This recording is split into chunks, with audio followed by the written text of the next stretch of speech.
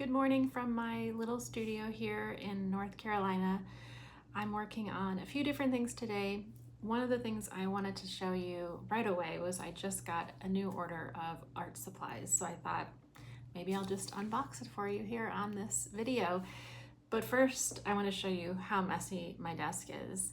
So this is kind of what it looks like when I'm in the middle of working on a project. I have my watercolors out, I have all my pads of paper, I have rulers, scissors, brushes, and these are the sheets that I am working on for the coloring book that is due next month. These are all the pieces that I scanned together. Some of them are more finished and composed, and others are little pieces that I had to redo, and then I scanned them and put them into Photoshop to complete the artwork. And when it's all said and done and published in my hands, I will certainly be showing you the finished product. I can't wait for that.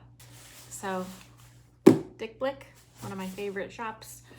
I have a few that I shop at, but I hadn't done this one in a while and I had a coupon to use.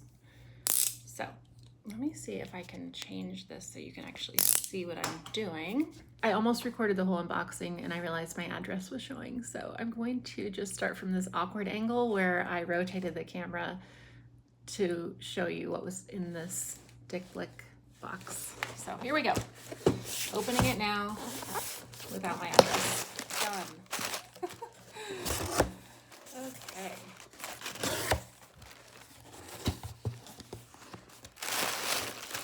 So there's really not that much stuff in here in terms of different products, but one of them is this one I'm so excited for. I love when illustrators share their favorite products because I do have colored pencils. I actually use Prismacolor Premier, and they're fine. I mean, you can get them at craft stores or like even sometimes Target or Staples have them.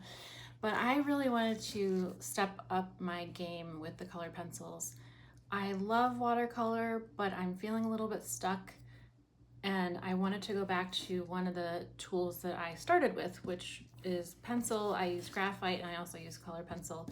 I mean, I did this type of tool since I was a little kid. So I wanted to just try to get back into that a little bit and see where it takes me. So this is a beautiful set. And then I realized I only have watercolor paper.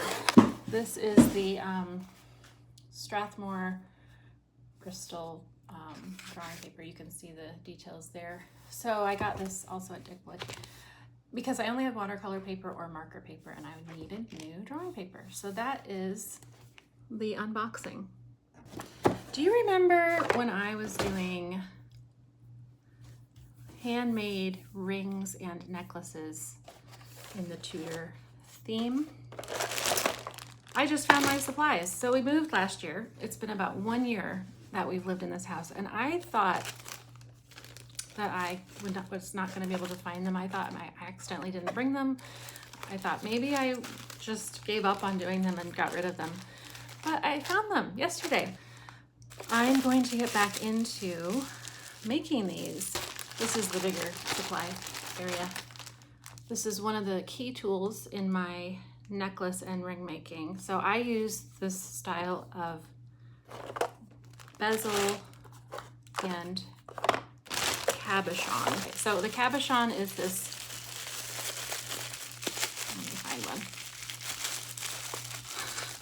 So these are two in one little baggie. They keep them in that baggie to keep so they don't get scratched. But this is an example of the cabochon, which is a clear glass piece that's flat on one side and round on the other. The flat side gets glued to the top of art, any artwork you want. It could be anything, but I did my portrait. So this is the Anne Boleyn portrait. This is before I put her in the bezel, which is this metal piece, and I use super glue, but like the good kind. I think it's something with the word 300 something. It's like I mean that's a number, but it's a brand of like super duper jewelry making glue. I must have put it in a special box. I know where that is, I think. But anyway, so this is the cabochon in the bezel, and then that's the chain attached to it. So these are all handmade. I'm so excited I just found them. I will be bringing them to TudorCon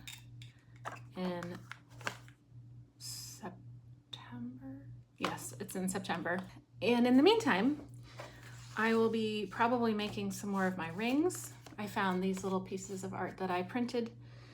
I cut them out and they're gonna fit perfectly in the ring size. Let me see here. Oh, I found the glue. Great. See, this is what I made, 300. Oh, 6,000. Why did I get 300? Anyway, E6000 is the name of that super duper permanent glue that can stick to metal, glass, anything. Be careful though. I got it on my hands once. Don't use water. I mean, most people would know that, but in a panic, I may have used water. And luckily I found a container of nail polish remover, which was how I got that off my hands. But it was a little scary for a minute. So anyway, these are the ring sizes. I don't think I have any actual finished rings to show you right now, but these are so cute. They look like candy. They're glass. Don't eat these. But look, so there's the bezel. This is the cabochon. It's gonna fit right in there. There'll be some art glued on underneath. The Mod Podge is what I use to glue the art onto the cabochon. So the E6000 is what I use to glue the finished cabochon onto the bezel. This is what I use because, so Mod Podge has different kinds, and this is the one I had watched a tutorial on making these kinds of jewelry pieces, and this is the one that stays clear. So there's other kinds that can have like a satin finish or a little bit translucent. This is the best one for clear jewelry. So yeah, that will be coming soon. I'll probably do that in early August. Get ready for that. I might try to record the process so it's a little bit more clear about how it all comes together. Anyway, now I'm gonna go back to work. My goal is to finish this coloring book in draft form today. I'm so excited, but I think, you know, I'm gonna send it and hope they love it, but if they don't, I've built in so much time and understanding that like they might have changes, and that's perfectly fine because this is technically a draft.